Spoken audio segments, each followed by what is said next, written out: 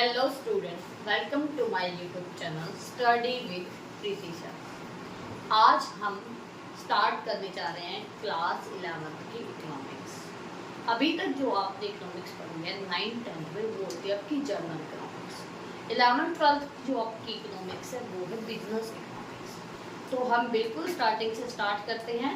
तो सबसे पहले जानते हैं इकोनॉमिक्स का मतलब क्या है। तो इकोनॉमिक्स वर्ड ग्रीक लैंग्वेज से आया है। कौन सी लैंग्वेज से आया है? ग्रीक लैंग्वेज के दो वर्ड से बना है, ओपियोस और नोमिया। ओपियोस का मतलब है जी हाउस होल्ड और नोमिया का मतलब है मैनेजर। इसका मतलब क्या है? इकोनॉमिक्स क्या है? इकोनॉमिक्स आपकी हाउस होल्ड मैनेजमेंट है। इसके अलावा हम क्या कह सकते हैं, जो हमारे रिसोर्सेज हैं वो क्या है? वो हमारे रिसोर्सेज लिमिटेड है, राइट। और हमारी जो वांट्स हैं, नीड्स हैं, डिमांड्स हैं वो क्या है? वो अनलिमिटेड है। क्या है जी? अनलिमिटेड है। क्या बात की हमने कि जो हमारे रिसोर्सेज हैं वो लिमिटेड हैं और जो हमारी वांट्स हैं वो अनलिमिटेड हैं। तो इकोनॉमिक्स है क्या? इकोनॉमिक्स मैनेजमेंट है इन दोनों के बीच की। So we can say economics is the management between unlimited wants and limited resources, right. I hope आपको यहाँ तक समझ आ गया होगा। इसके बाद हम ये देखते हैं कि इकोनॉमिक्स वर्ड, इकोनॉमिक्स सबसे पहले कहाँ से ओरिजिन हुआ। इकोनॉमिक्स के फादर को बोला जाता है जी एडम स्मिथ। एडम स्मिथ की बुक आई थी 1776 के अंदर,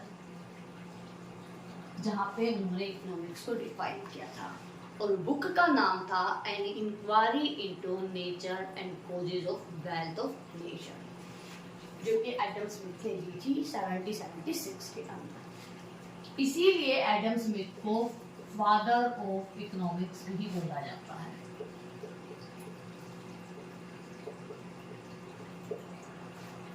आई होप यहाँ तक की चीजें आपको समझ में आ गई होंगी।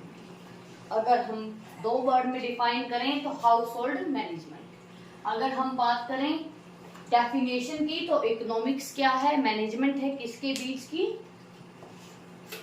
अनलिमिटेड वांट्स और लिमिटेड रिसोर्सेज के बीच की।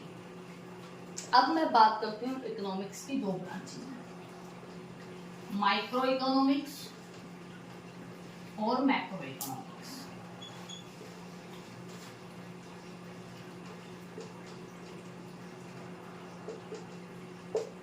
माइक्रो जो कि नाम से ही पता चलता है small scale, macro aggregate level या लार्ज स्केल। जब आप एक सिंगल कंज्यूमर फर्म कंपनी की स्टडी कर रहे हैं, प्रोडक्शन हो गया, डिमांड हो गया, सप्लाई हो गया, कंज्यूमर के वांट्स हो गए, नीड्स हो गई, कंज्यूमर इक्विलिब्रियम हो गया, उसको बोला जाएगा माइक्रो इकोनॉमिक्स। कहने का मतलब क्या है? एक कंज्यूमर एक फर्म की स्टडी करना क्या कहलाएगा? वो आपका माइक्रो इकोनॉमिक्स है। जब आप दो या दो से ज्यादा कंपनीज, फर्म्स या कंज्यूमर्स के बारे में स्टडी करते हैं तो उसको बोलते हैं मैक्रो इकोनॉमिक्स। अब आपके लिए क्वेश्चन है, कमेंट में जरूर बताएं कि मार्केट की स्टडी करना, मार्केट को एनालाइज करना कौन सी इकोनॉमिक्स है, माइक्रो इकोनॉमिक्स या मैक्रो इकोनॉमिक्स। अब आपको यहाँ तक माइक्रो इकोनॉमिक्स और मैक्रो इकोनॉमिक्स समझ में आ गया होगा। आज के लिए इंट्रोडक्शन वीडियो में इतना ही। नेक्स्ट वीडियो में हम माइक्रो और मैक्रो के बीच का डिफरेंस को जानेंगे। देन हम पॉजिटिव और नॉर्मेटिव इकोनॉमिक्स को डिस्कस करेंगे। आज के लिए इतना ही। अगर आपका कोई भी डाउट्स है तो आप उसको कमेंट में पूछ सकते हैं। Thank you.